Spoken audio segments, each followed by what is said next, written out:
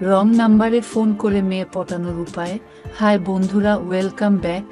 কেমন আছেন সবাই? আশা করি সবাই ভালো আছেন। ভিডিওর টাইটেল দেখে নিশ্চয় বুঝতে পেরেছেন আজকে কোনো টপিক নিয়ে আপনাদের সাথে কথা বলবো।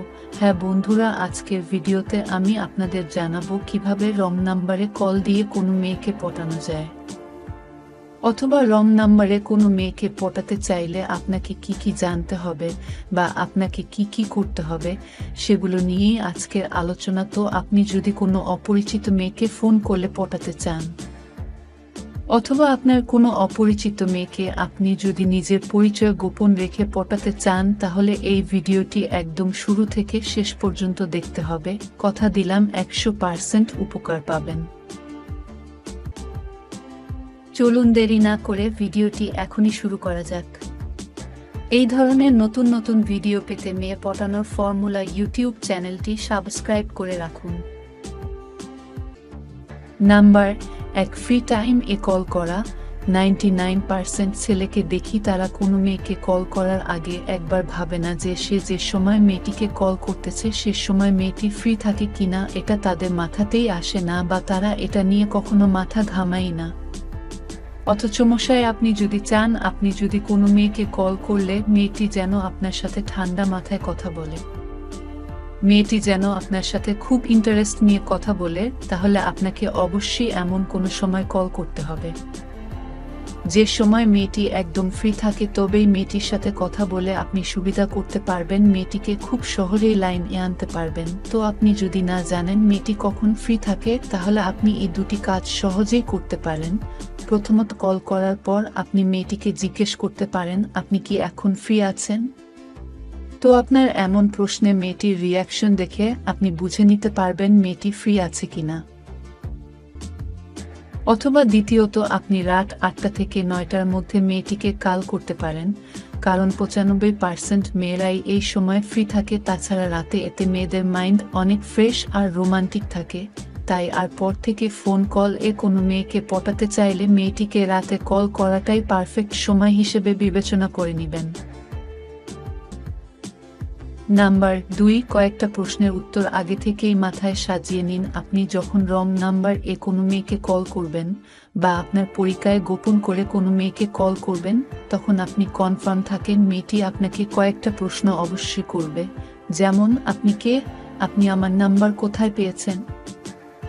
আপনি কি আমাকে চিনেন বা আমি কি আপনাকে চিনি? কেন কল করেছেন?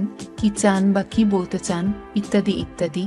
কিন্তু সবচেয়ে হলো ফোন রিসিভ করে এই প্রশ্নগুলো মেয়েটি অবশ্যই আপনাকে করবে, অথবা 99% ছেলেরা কল করার আগে কখনো প্রস্তুতি নিয়ে রাখে না। মেয়েটি যখন তাকে এই প্রশ্নগুলো করবে তখন সে কি উত্তর দিবে বা তখন তার কেমন উত্তর দেওয়া উচিত, তার ফলাফল স্বরূপ কি হয়। মেয়েটি এসব প্রশ্ন করা শুরু করলে আপনি তার উত্তর খুঁজে পান না, তখন আবোলতাবোল বলা শুরু করে দেন বা কি বলতে কি বলে ফেলেন সেটা আপনি নিজেও বোঝেন না। হলে মেয়েটির বিরক্ত হয়ে আপনার কল কেটে দেয়, আপনার সাথে কথা বলার আগ্রহ হারিয়ে ফেলে। তাই এরপর থেকে কোনো মেয়েকে কল করার আগে মেয়েটি আপনাকে কিছু জিজ্ঞাসা করতে পারে এবং আপনি সেগুলোর কি কি উত্তর দিবেন সেটা আগে থেকে মাথায় সাজিয়ে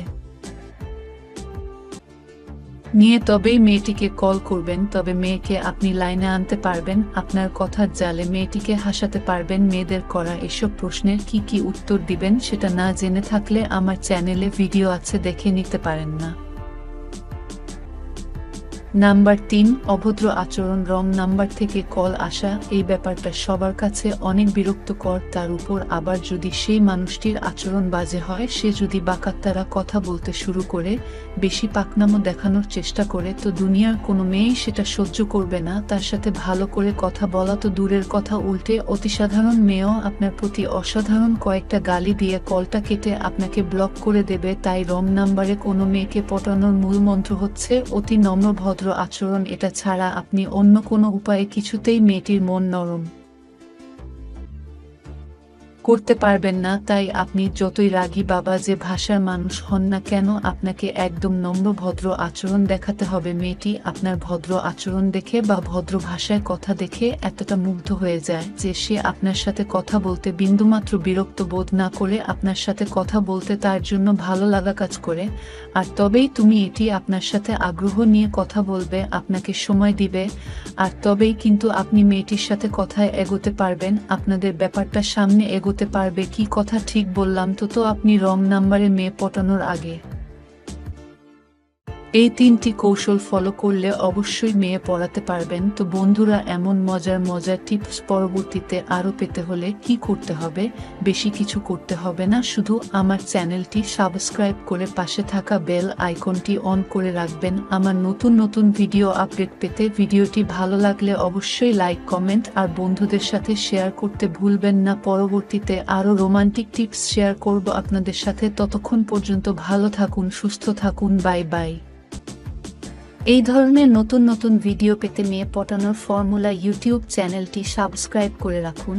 আর ভিডিওটি যদি ভালো লেগে থাকে তাহলে লাইক ও শেয়ার করে অন্য বন্ধুদের দেখার সুযোগ করে দাও। আর ভিডিওটির যে কথাটি সব থেকে ভালো লেগেছে কমেন্ট করে জানিয়ে দাও। ভিডিওটি মনোযোগ দিয়ে শেষ পর্যন্ত দেখার জন্য আপনাদের অনেক ধন্যবাদ।